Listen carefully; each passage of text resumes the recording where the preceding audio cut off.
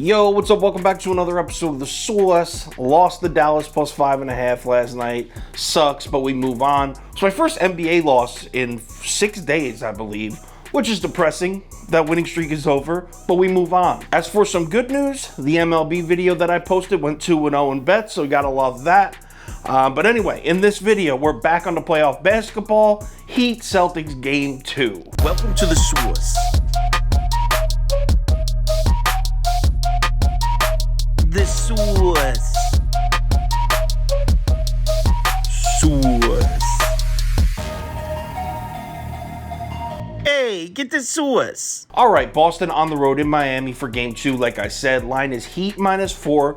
Early action pretty much dead even. 52% of the money on the Celtics as of 4 a.m. this morning. Yo, check this out though. A little bit of weird line movement here. So the line drops from 4 down to 3.5, even though the action is even.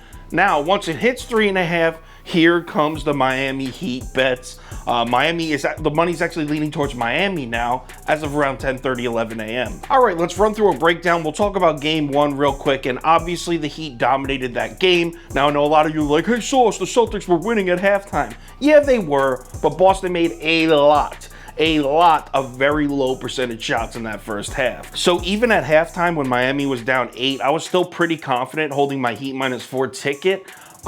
Celtics defense in the first half, very different than we're accustomed to seeing from them. They come out conservative, running a soft drop against the Miami screens. Obviously, Udoka was scared of the Miami shooters on the outside. But the problem is, this soft drop defense resulted in a lot of wide open mid-range shots for Jimmy Butler and Tyler Herro. They basically handed them to him. But overall, it was somewhat working, I guess. I mean, Miami did miss some open shots, so there was a little luck involved. But overall, it was manageable. In the third quarter, that's where Udoka makes a big mistake and things get out of control. Now, we all remember the third quarter. Miami erased Boston's lead almost immediately, took like a 4 or 6 point lead themselves. And this is when the Celtics kind of panicked because their defense, they did a complete 180. All of a sudden, they're running high pressure, switching off every screen right in the face of the ball handler. And this played exactly into what the Heat wanted. That's what Spoelstra wants. That's what Jimmy Butler wants to see. Because you see what happened. They played right into it. As soon as they started doing that, Butler was like, okay, you want to switch on every defender? Good, go ahead. Come on, give me the screen. Come on, Peyton Pritchard. Come body me up. I mean, Udoka came right out and said it in the post-game conference. When asked what happened in the third quarter, he straight up said, over-aggressive on defense. This is his quote. Butler got some favorable matchups that he drew some fouls on as well. And then even when we got our bigs on him, they were coming across and reaching for no reason, putting him at the line. So Udoka just acknowledging exactly what happened. That's really good news for Boston because A, not only has Udoka showed us that he's more than capable of making defensive adjustments this season, he's been great this year. B, he came right out and acknowledged his own mistake, which is definitely what you want to see. This man knows what needs to be done to stop the Miami offense. Now, on offense, the Celtics did struggle, especially in the second half, and that's just something they're going to have to get. I mean, this is the Miami Heat. They have probably the best defense in the NBA.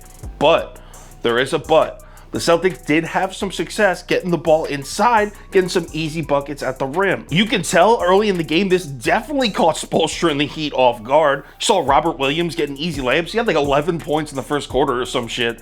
That was not what Miami was expecting. If you watched any game film on the Celtics, you know they love to launch the threes. Not really the game plan we saw. And I love that for Boston. I think it has the Miami Heat's defense maybe second-guessing themselves a little bit. Maybe they don't really know what to expect from this Boston offense, and I think it's going to result in some open Boston Celtics look from outside tonight in Game 2. Which is why I'm jumping off the Heat train. I was just on the Heat train, got the W. Thank you for that cash, Miami, but I'm off. I'm hopping on Boston for this one. Give me the Celtics plus 3.5.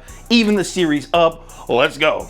Final ticket posted on KyleKirms.com and the Sauce Network app. Not just all my bets for tonight's NBA game, but all of the whole team's bets for every sport, right on the website and on the app. Also, if there's any crazy last-minute changes, injury updates, money shift, line movement, anything like that, I will definitely keep you posted on Twitter, my Instagram story, and on Facebook. So make sure you check one of those 3 platforms before you place your bets. All right, it's Thursday. We had a good start to the week, but Wednesday didn't. You know what? That same thing happened last week. We had a good Monday and Tuesday, then a shitty Wednesday, and then we cleaned up and had a good Thursday and Friday. So let's hope for the same pattern. Let's make some money tonight. I'll talk to you on Twitter.